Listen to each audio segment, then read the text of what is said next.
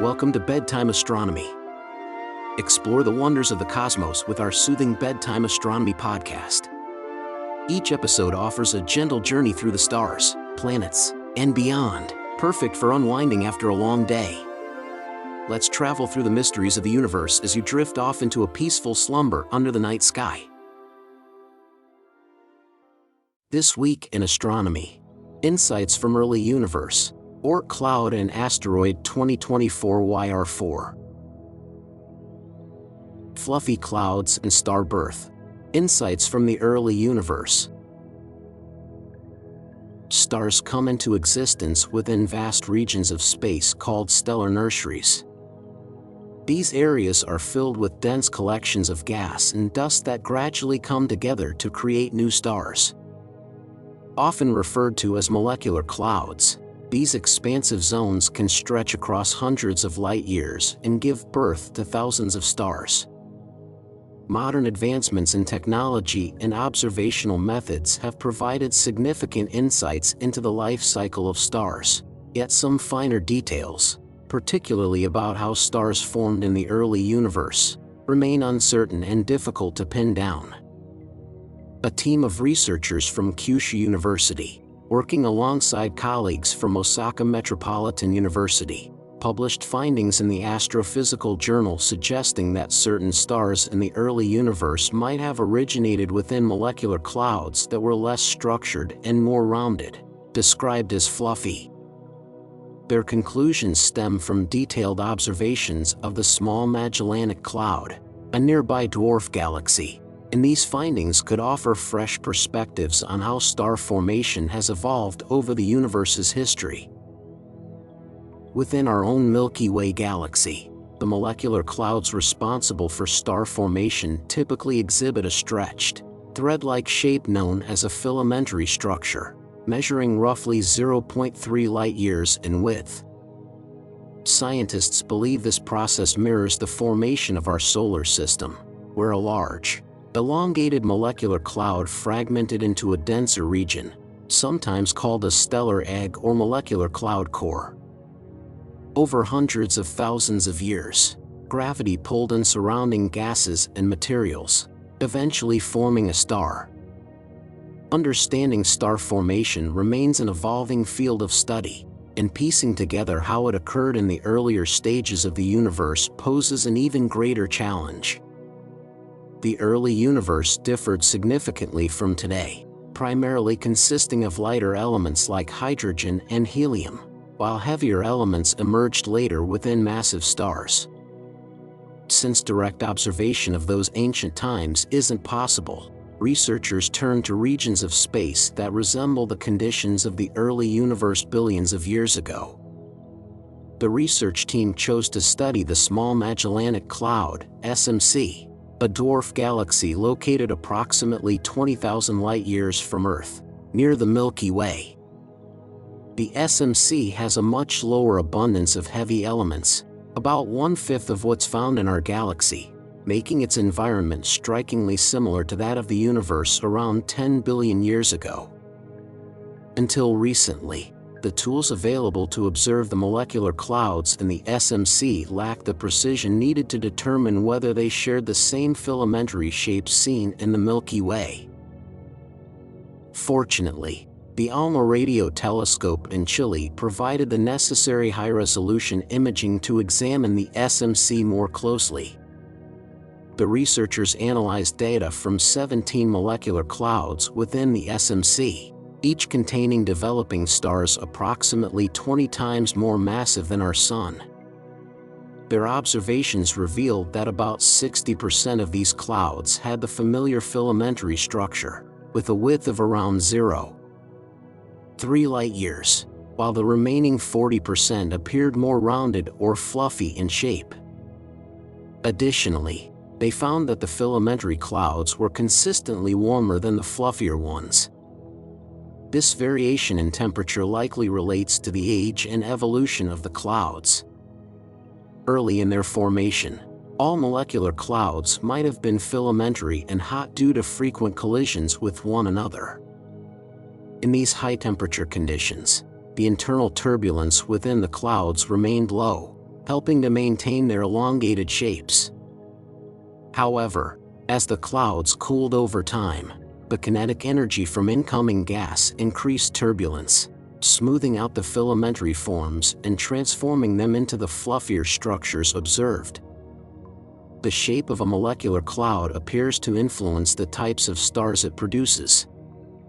Clouds that retain their filamentary structure are more likely to split along their length, breaking into multiple segments that form smaller, low-mass stars similar to our Sun, often accompanied by planetary systems. In contrast, clouds that lose this elongated form and become fluffy may struggle to produce such stars, potentially leading to different outcomes in star formation. These findings suggest that the surrounding environment, particularly the availability of heavier elements, plays a critical role in preserving the filamentary structure of molecular clouds. This, in turn, could significantly impact the development of planetary systems. Looking ahead, the researchers emphasize the importance of comparing these results with observations of molecular clouds in regions rich in heavy elements, such as the Milky Way. Such comparisons could deepen our understanding of how molecular clouds form, evolve, and contribute to the broader history of the universe. The hidden spiral structure of the Oort cloud. The Oort cloud is often imagined as a vast collection of icy bodies, loosely bound to the Sun by gravity and spread across an enormous distance. Occasionally, a gravitational disturbance may dislodge one of these objects, sending it inward as a long-period comet that briefly graces our sky. However, what the Oort cloud actually looks like and how it is influenced by forces beyond the solar system has remained largely unknown. A new study by researchers from the Southwest Research Institute and the American Museum of Natural History, available on the YR4 preprint server, aims to shed light on the structure of this unseen region, particularly its inner portion, which lies between 1,000 and 10,000 times the Earth-Sun distance. This region, known as the inner Oort cloud, is thought to be denser than the outer Oort cloud, which extends from 10,000 to 100,000 astronomical units. The entire cloud is believed to contain trillions of icy bodies, yet only those that journey into the inner solar system become visible to us as comets. Understanding its structure requires more than just accounting for the gravitational influence of the planets. While these forces do play a role, an even more significant factor shapes the orbits of these distant objects: the galaxy itself. A key concept in this dynamic is the galactic tide, the collective gravitational forces exerted by the Milky Way on the solar system as it moves through space. Just as the Moon's gravity pulls on Earth's oceans to create tides, the mass concentrated at the center of the galaxy exerts a force on large objects in our solar system. For planets, the Sun's gravity overwhelmingly dominates, making the galactic influence negligible. However, for the loosely bound objects in the Oort cloud, the galactic tide has a profound effect, determining their movements and occasionally sending them on paths that bring them into the inner solar system. New long-period comets can emerge when small perturbations from the galactic tide push these icy bodies inward or cause collisions that redirect their trajectories toward the Sun. Modeling the intricate gravitational interactions of the Oort cloud is a formidable challenge. The researchers, led by David Nesforny, turned to a NASA supercomputer to analyze these dynamics and compare their findings with prior simulations. Their model revealed an unexpected and fascinating feature.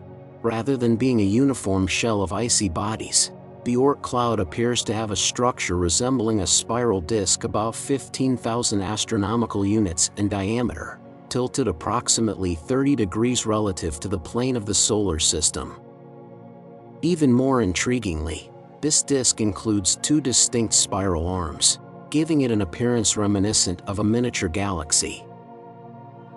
These spiral arms, oriented nearly perpendicular to the Milky Way's center, arise due to the influence of the galactic tide. This effect is captured mathematically through the correlative mechanism, a phenomenon in celestial mechanics where distant gravitational influences induce oscillations in the orbits of objects over long timescales. These Kozai oscillations slowly reshape the inner Oort cloud, establishing its spiral structure. The study suggests that neither the gravitational pull of the solar system's planets nor passing stars play a significant role in shaping this region, reinforcing the dominance of the galactic tide and determining its form. Capturing an image of this two-armed spiral structure poses a considerable challenge. The researchers suggest that achieving this would require either direct observation of a vast number of objects within the cloud, an unlikely prospect with current technology, or an advanced method of isolating radiation from these bodies while filtering out background and foreground noise. At present, no dedicated efforts exist to pursue these observational strategies. Yet, if humanity hopes to deepen its understanding of the Oort cloud and the origins of comets that periodically enter the inner solar system, it may be worthwhile to consider how such an endeavor could be realized in the future.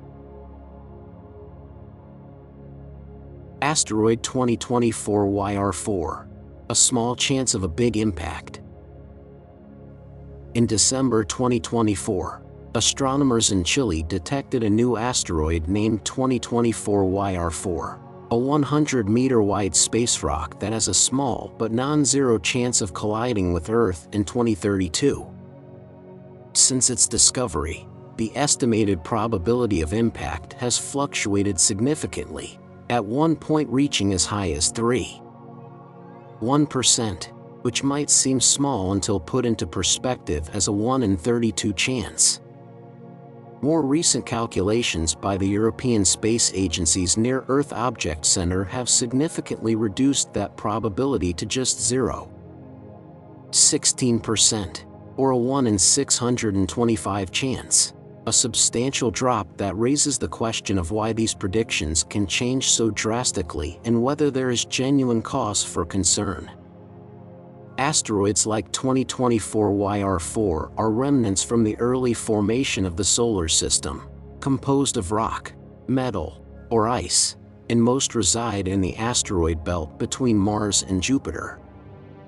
However, some stray from this region and enter what is classified as near-Earth space, meaning they come within 1.3 astronomical units of our planet, with 1 astronomical unit being the average distance between Earth and the Sun. Space agencies such as NASA and ESA actively track over 37,000 near-Earth asteroids, with around 1,700 classified as having a non-zero probability of collision with our planet at some point in the future. Despite the frequent discovery of these objects, Earth is continuously bombarded by small space debris, with an estimated 44,000 kilograms of rock falling onto the planet annually. Most of this material consists of dust or sand grain-sized particles that burn up in the atmosphere, producing the bright streaks known as shooting stars.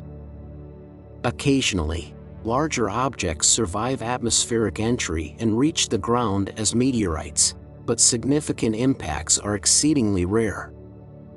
The last notable asteroid event in recent history occurred in 2013 when an 18-meter-wide meteor exploded over Chelyabinsk, Russia, producing an energy release of approximately 500 kilotons, equivalent to 500,000 tons of TNT. The explosion temporarily turned night into day, shattered windows across a vast area, and injured around 1,500 people due to the resulting shockwaves. With a size of up to 100 meters, 2024 YR4 has the potential to generate an impact energy of 7.8 megatons, equivalent to 7.8 million tons of TNT, which is significantly more powerful than the Chelyabinsk event. If such an asteroid were to strike the heart of a major city, such as London, the consequences would be devastating. with an estimated fatality count exceeding 2 million and effects spreading far beyond the immediate impact zone. The blast would produce a thermal radiation radius of 26 kilometers, meaning anything within that range would experience extreme heat capable of causing third-degree burns. While the probability of an impact remains low, an event of this magnitude would be catastrophic, making it essential to continue monitoring the asteroid's trajectory. Adding another layer of complexity, NASA has indicated that 2024 YR4 also has an extremely small chance of colliding with the Moon instead of Earth. While this scenario poses no direct threat to humanity, it would leave a substantial new crater on the lunar surface. Although this would be a fascinating event from a scientific standpoint, the primary concern remains ensuring that the asteroid does not pose a significant risk to Earth. Even with its low probability of impact, its size and destructive potential make it a priority for continued observation and refined orbital calculations.